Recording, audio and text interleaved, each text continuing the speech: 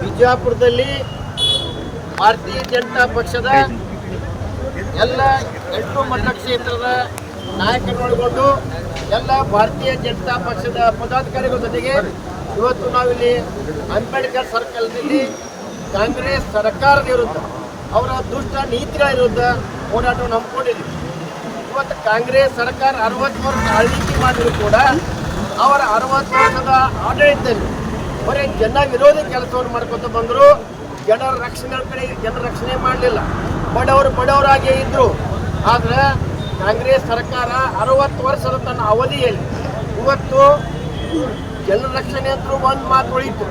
ಅವರು ತಮ್ಮ ರಕ್ಷಣೆಯನ್ನು ಮಾಡ್ಕೊಳಕ್ಕಾಗಿಲ್ಲ. ಇವತ್ತು ಅವರ ಆಡಳಿತದಲ್ಲೇ ಗೋಡ್ಸೆ ಕೊಲೆ ಆಯಿತು. ಅವರ ಆಡಳಿತದಲ್ಲೇ ರಾಜೀವ್ ಗಾಂಧಿ ಅವರ ಕೊಲೆ ಜೀವ ಕಳ್ಕೊಂಡ್ರು. ಅವರ ಆಡಳಿತದಲ್ಲೇ ಇಂದಿರಾ ಗಾಂಧಿ ಅವರ ಜೀವ ಕಳ್ಕೊಂಡಂತ ಸಾಕಷ್ಟು ಉದಾಹರಣೆ ಅದಾವ. ಒಂದು ಅರ್ಥ ಅವರ ಆಡಳಿತದಲ್ಲಿ ವೈಫಲ್ಯಗಳ ತುಂಬಿ ತುಳುಕುತ್ತಿತ್ತು. ಅವರ ರಾಜಕೀಯ ವ್ಯವಸ್ಥೆ ಬಡವರಾಗಿರ್ತಕ್ಕಂಥದ್ದು, ದುಷ್ಟ ಶಕ್ತಿಗಳಿಗೆ ಶಕ್ತಿ ಕೊಡ್ತಕ್ಕಂಥ ಕೆಲಸಕ್ಕೆ ಕೈ ಹಾಕಿದ್ರು. ಇಂಥ ಒಂದು ಸರ್ಕಾರ, ತಮ್ಮನ್ನೇ ತಾವು ರಕ್ಷಿಸಿಕೊಳ್ಳೋ ಸರ್ಕಾರ ಇವತ್ತು ಕಾಂಗ್ರೆಸ್ ಸರ್ಕಾರ ದಿವಾಳಿ ಆಗ್ಯದ. ಇವತ್ತು ಯಾವ ರಾಜ್ಯದಲ್ಲಿ ಇಲ್ಲ, ಇವತ್ತು ಕರ್ನಾಟಕದಲ್ಲಿ ಮಾತ್ರ ಅದ. ಆದರೆ ಕರ್ನಾಟಕದ ರಾಜಕಾರಣಿಗಳು ಕಾಂಗ್ರೆಸ್ ಪಕ್ಷದ ರಾಜಕಾರಣಿಗಳು ನಾಚಿಕೆ ಪಡಬೇಕಾಗಿದೆ. ಯಾಕಂದ್ರೆ ರಾಜ್ಯದಲ್ಲಿ ಅರಾಜಕತೆ ಅದ, ಬರಗಾಲ ಬಿದ್ದದ, ಬೆಳೆ ಬೆಳೀತಾ ಇಲ್ಲ. ರೈತರು ರೋಡಿಗೆ ಬರ್ತಾ ಇದ್ದಾರೆ, ದುಡಿಯ ಹೋಗ್ತಾ ಇದ್ದಾರೆ.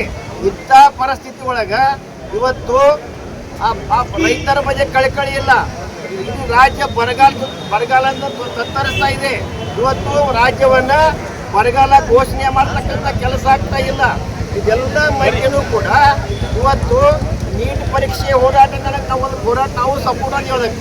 ಇಡೀ ನಮ್ಮ ದೇಶದ ಪ್ರಧಾನಮಂತ್ರಿ ನರೇಂದ್ರ ಮೋದಿ ಅವರು ಕೂಡ ಅವರ ಜೀವನ ವಿದ್ಯಾರ್ಥಿಗಳಿಗೆ ಕೊಡ್ತಕ್ಕಂಥ ಮುಖ್ಯ ಬಾರಿ ಯಾರಿಗೆ ಕೊಡೋದಿಲ್ಲ. ರಾಷ್ಟ್ರ ಒಂದು ವಿಚಾರವಾದಿ ಪ್ರಧಾನಮಂತ್ರಿಗಳಿದ್ದಾರೆ. ಇವತ್ತು ನಾವು 60 ವರ್ಷ ಆಡಳಿತದಲ್ಲಿ, ನಿಮ್ಮ ಆಡಳಿತದಲ್ಲಿ ಎಷ್ಟು ಮಂದಿ MBBS ಕಲಿತಿದ್ರಿ? ಇವತ್ತು ನರೇಂದ್ರ ಮೋದಿ ಅವರು ಬಂದ ತಕ್ಷಣ ಎಷ್ಟು ಸ್ಥಿತಿಗಳನ್ನ ಹೆಚ್ಚು ಮಾಡಿದಾರೆ ಅಂತಕ್ಕಂಥ ಜ್ಞಾನ ನಿಮ್ಗೆ ಬೇಕಲ್ಲ. ಇವತ್ತು ನಾನು ಮುಖ್ಯಮಂತ್ರಿ ಅವ್ರಿಗೆ ಕೇಳ್ತೀನಿ, DK ಶಿವಕುಮಾರ್ ಅವರಿಗೆ, ಇವತ್ತು ರಾಜ್ಯದಲ್ಲಿ ಅರಾಜಕತೆ ಇದೆ, ಇವತ್ತು ಮಳೆ ಆಗಿಲ್ಲ. ಇವತ್ತು ನೀವು ಯಾವ ನೈತಿಕತೆಯಿಂದ ಹೋರಾಟ ಮಾಡ್ತೀವಿ ಡೆಲ್ಲಿ ಒಳಗೆ? ಇವತ್ತು ರಾಜ್ಯದಲ್ಲಿ ಒಂದು ಹಳ್ಳಿ ಸಂಪರ್ಕನ ಕಟ್ಟಾಗಿಬಿಟ್ಟೈತಿ. ಇವತ್ತು ರೋಡ್ಗಳಿಲ್ಲ, ಗುಂಡಿಗಳಿಂದ ತುಂಬೈತಿ. ಇವತ್ತು ಬರಗಾಲ ಇತ್ತು ಅಂದ್ರೆ ಈ ರೈತರಿಗೆ ಹನಿ ನೀರಾವರಿ ಬೇಕಾಗೈತಿ. ಇವತ್ತು ಕಡಿಮೆ ನೀರದಾವ ಅಂದ್ರೆ ಬೆಳಿಬೇಕಾಗೈತಿ. ಅವರು ನೀವೇನು ಹೇಳ್ತೀರಿ, ಬೆಳಿಬೇಡ ಅಂತ ಹೇಳ್ತಿರಲ್ಲ, ಅವ್ರು ಬೆಳಿಬೇಕಾಗೈತಿ. ಇಲ್ಲೆಲ್ಲ ಸಮಸ್ಯೆಗಳು ಸಾವಿರದಾವ. ಇಂಥ ಸಮಸ್ಯೆ ಇಟ್ಕೊಂಡು ಇವತ್ತೇ ನೀವು ಡೆಲ್ಲಿಗೆ ಹೋಗಿ ಹೋರಾಟ ಮಾಡ್ತಕ್ಕಂಥ ನೈತಿಕ ಇಲ್ಲ. ಇದು ನಾಚಿಕೆಗೇಡಿ ಸಂಗತಿ ಅಂತ ಹೇಳಕ್ಕೆ ಇಚ್ಛೆ ಪಡ್ತೀವಿ. ಹೇಳಿ ಇದ್ರ ವಿರುದ್ಧ ನಮ್ಮ ಹೋರಾಟ